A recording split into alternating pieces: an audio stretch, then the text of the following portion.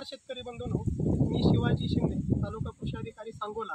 आज आपण सांगोला तालुक्यातील मांजरी या गावामध्ये शिवाजी सुरवसे यांच्या शेतावरती आलेलो आहे आणि आपण बघताय त्याचं विस्तीर्णपणे तुम्हाला सूर्यफुलाचं शेत आणि जवळजवळ 5 एकरवरती त्यांनी सूर्यफूल पिकाची लागवड केलेली आहे आणि या शेतकरी बंधूंनी मागील 2 वर्षापूर्वी देखील सूर्यफुलाची लागवड केली होती आणि त्यावेळेस त्यांचा पुणे विभागामध्ये पीक स्पर्धेमध्ये देखील प्रथम क्रमांक आला होता आणि त्याच पद्धतीने यावर्षी देखील त्यांनी चांगल्या पद्धतीने लागवड केली। पीक देखील अगदी जोमदार आहे आणि आता फ्लॉवरिंग स्टेजमध्ये आहे।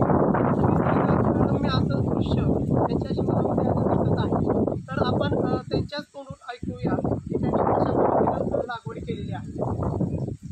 20 जून 2024 तारीख